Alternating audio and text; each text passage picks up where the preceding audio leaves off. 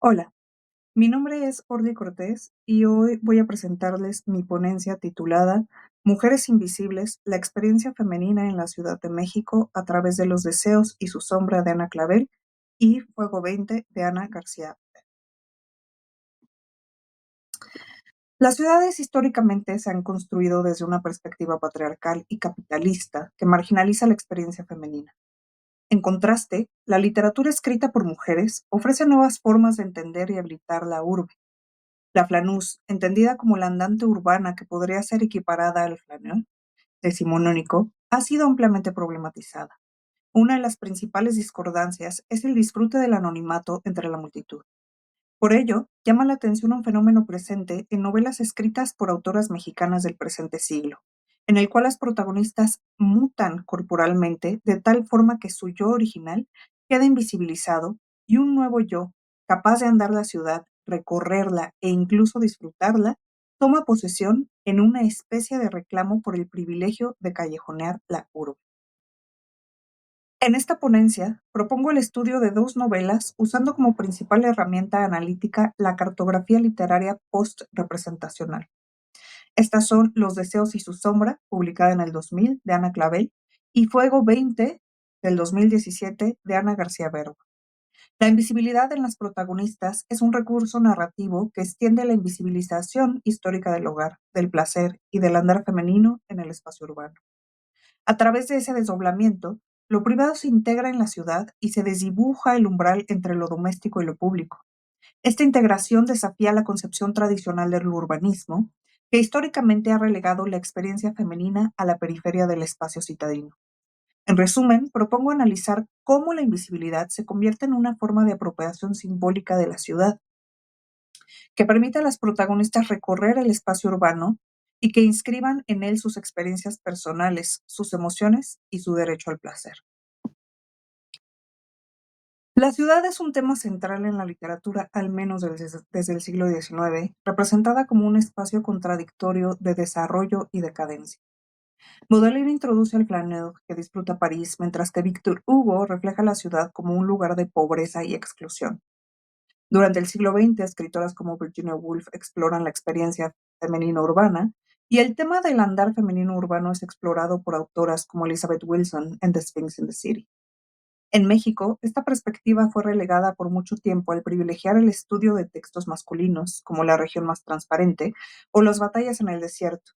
Sin embargo, estudios recientes como Urban Spaces in Contemporary Latin American Literature de José Eduardo González y Timothy Robbins señalan la importancia de nuevas miradas hacia las ciudades latinoamericanas.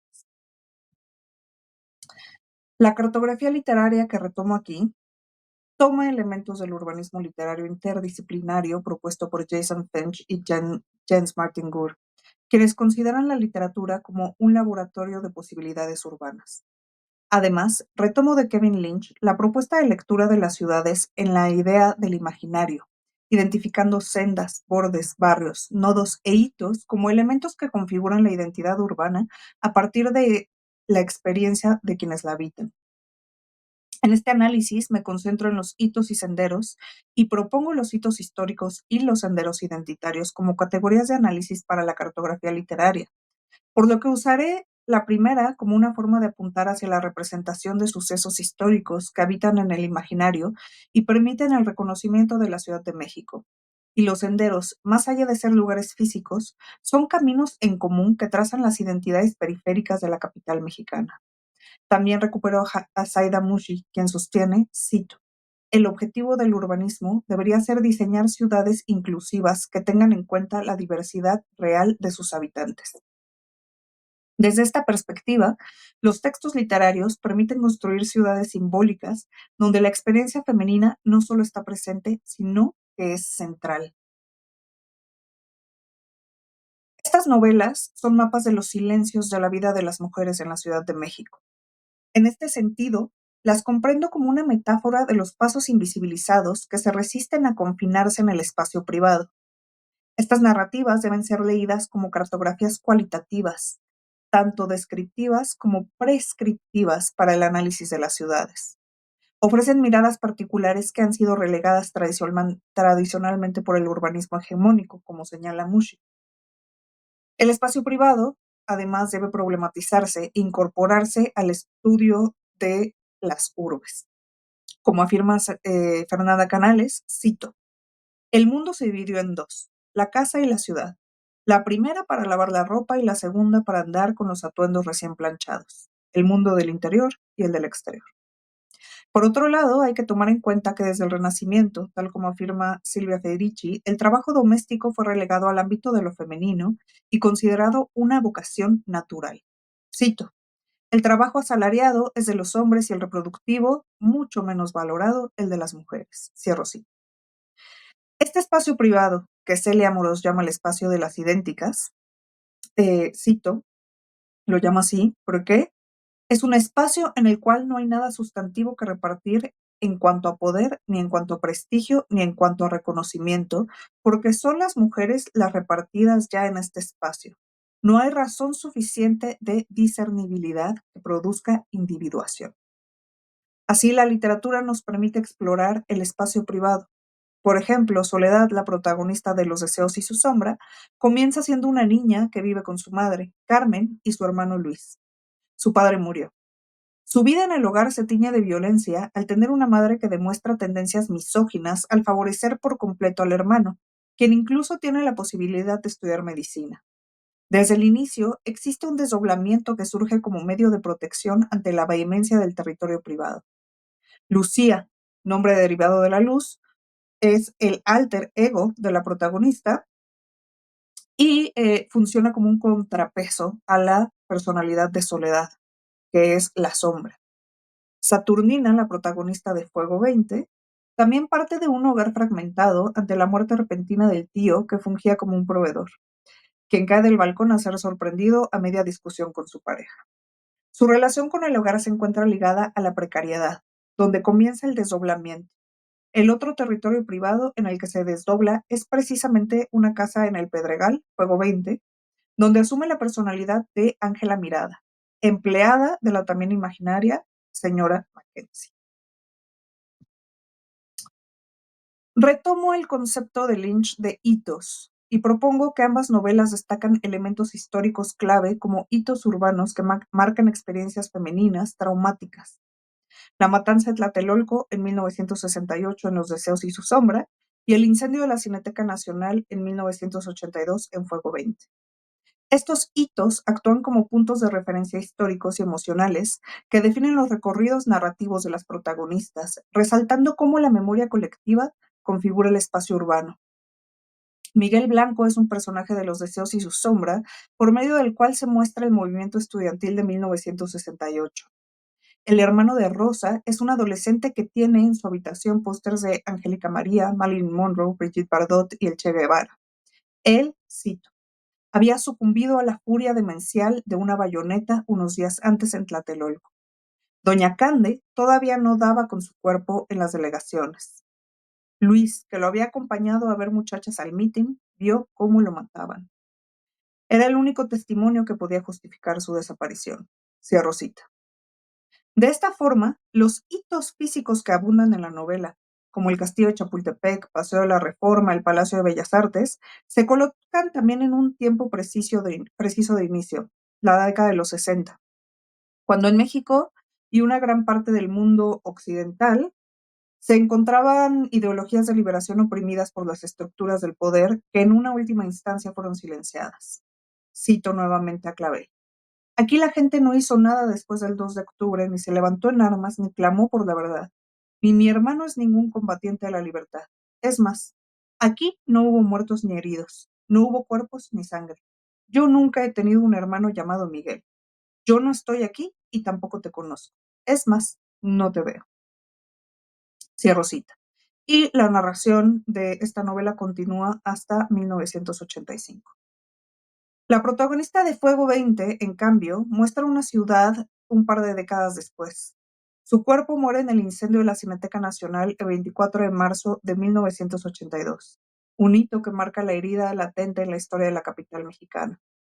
La historia es contada desde una voz consciente de su propia muerte, cito, y al final, en el estacionamiento entre el gentío, el ruido de ambulancias y el humo, me di cuenta de que no solo el zapato, sino también mi cuerpo, el cuerpo de Saturnina o el de Ángela quizá se había quedado ahí. Cierro cita. Marcar la temporalidad de los discursos permite trazar una constante en las experiencias de las mujeres en la Ciudad de México. Vale la pena recordar que las novelas fueron publicadas en el año 2000 y 2017, respectivamente, lo cual implica varias décadas de distancia entre el discurso y el contexto de publicación. Sin embargo, son momentos que marcaron la identidad de la ciudadanía y que además continúan con vigencia en cuanto a la experiencia femenina. El andar femenino en estas novelas se diferencia claramente del flaneur masculino. Las protagonistas caminan invisibles, desprovistas de cuerpos que puedan ser vulnerados, pero también excluidas del goce y del poder tradicionalmente asociados al flaneur. Esta invisibilidad, resultado de la violencia y la marginalidad, les permite transitar la ciudad, aunque de manera limitada y siempre condicionada por el miedo y la ausencia de reconocimiento público pleno. Soledad tiene un primer encuentro sexual, ella siendo niña, con un adulto que le ofrece dinero. Existe nuevamente en este instante una disociación al recordar ese momento, quizá como un mecanismo psicológico de protección. Es decir, Lucía es la que es testigo de este evento, este alter ego. Además, el camino de la protagonista la lleva a otra decepción amorosa cuando ella piensa que irá a vivir a Hungría con Peter, pero este la abandona.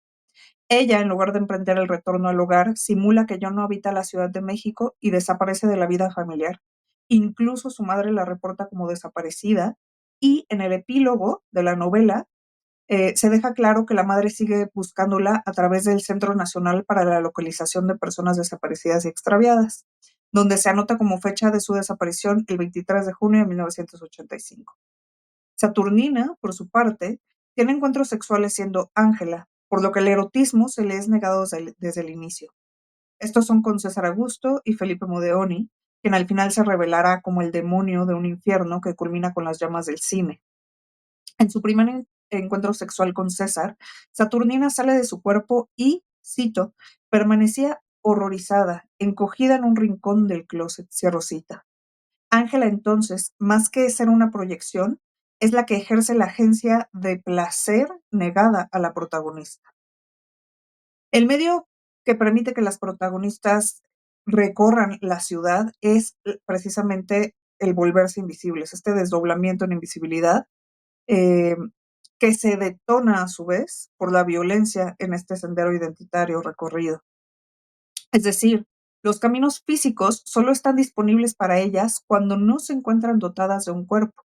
Así, ambas recurren a la analepsis y prolepsis para narrar un recorrido libre en el presente por parte de las protagonistas fantasmas. Existe una paradoja en este recorrido. Cuando por fin se liberan de las violencias impuestas al cuerpo, también deben dejar el placer y cualquier aspiración de la vida de una joven mujer. Es decir, ya simplemente son fantasmas. Sí pueden recorrer la ciudad, pero no lo pueden hacer con la misma agencia, el mismo reconocimiento, el mismo poder que tendría un flaneur. En conclusión, la invisibilidad en Los deseos y su sombra y Fuego 20 opera como un recurso literario que expone la necesidad de repensar la ciudad desde una perspectiva que incluye la experiencia femenina. La cartografía literaria demuestra su capacidad no solo descriptiva, sino también prescriptiva, al proponer una nueva epistemología urbana que reconoce y valora la diversidad subjetiva y cotidiana. Finalmente, este análisis subraya la importancia de crítica de integrar perspectivas de género en los estudios urbanos para la construcción de ciudades más inclusivas y equitativas y la importancia de incluir la literatura dentro también de estos estudios. Les dejo mi correo electrónico por si quieren conversar sobre cualquier cosa aquí discutida. También estaré revisando los comentarios. Muchas gracias.